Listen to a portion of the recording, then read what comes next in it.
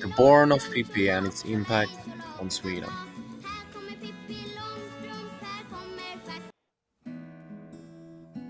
Let's see if Pippi's here. Oh, hello there.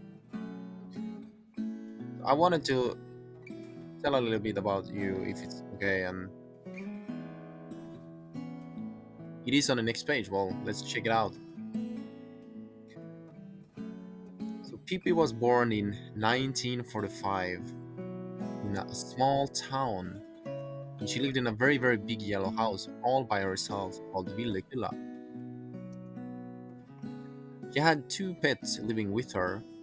One was a horse called Lilla Gubben, that translates to the small old man, which is very quite weird in English. And then we have this small little monkey called Herr Nilsson, and in English it translates to Mr. Nilsson. You see, Pippi wasn't an ordinary typical girl at the time. She was very fun and very chic, and she had quite a lot of money as well. She had a revolver that she could use and shoot as well. And she had traveled all the seven seas with her father. You see, this would eventually lead to what Sweden is today, which we will get to a little bit later. The author was none other than Astrid Lindgren. Astrid Lindgren was a revolutionary artist and author in Sweden, having done various works before and after Pippi, such as Emil i Lönneberga, about an adventurous kid that opposed his parents and went on big adventures outside his farm where he lived, as well as Karlsson på taket, which translates to Karlsson on the roof. You see Smidgy hanging on there. The small boy looked out the window and sometimes could caught eye on Karlsson, which they went on adventures together on the rooftops of Sweden and Stockholm.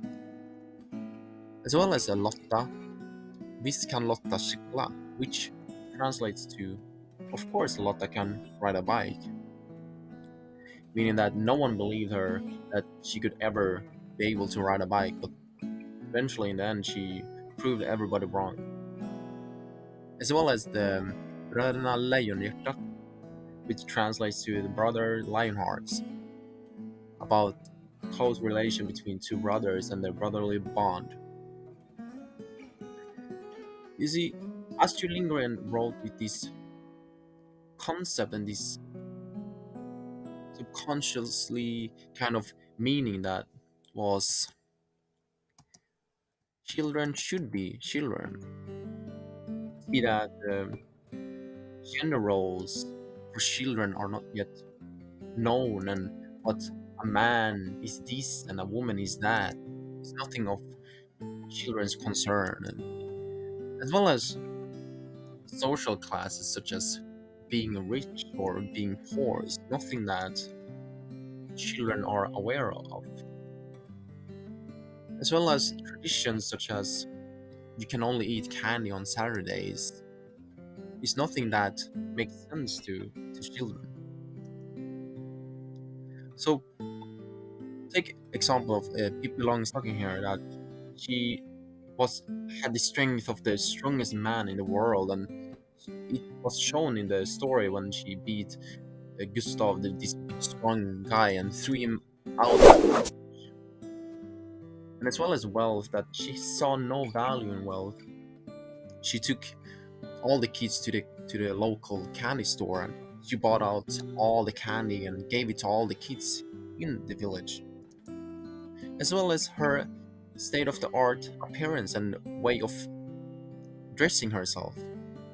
It was kind of gender fluidity in the way that she dressed, and she had mismatching long stockings and she had freckles, and which was very unfeminine at the time. Even though Astrid Lindgren never said that this was her intention with her books, especially Pippi Longstocking, it was very shown in the sublayers of the book as well as the symbolism. So, how does this form Sweden? Well, this led to revolutionizing ideas about what is a woman, what is a man, and progressive thoughts came into play, and tradition was not tradition anymore, and new traditions came into place. We saw feminists all over the place going into protest about wanting to do things differently. We also saw political parties taking order in the governments and having a lot of power, such as the Feminine Initiative, a very strong political party in Sweden today. And we could also see women taking place in the government and having high status social roles in the society.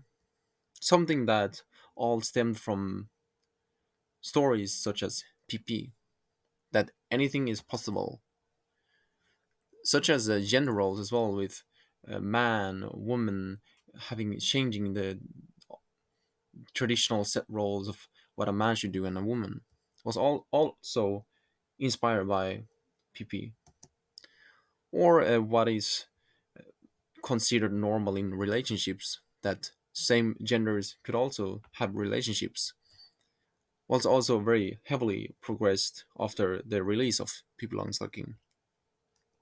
You see, when a kid reads about Pippi Longstocking and have Pippi Longstocking as a role model throughout life, they're encouraged to test and try new things that may seem out of the ordinary at the time.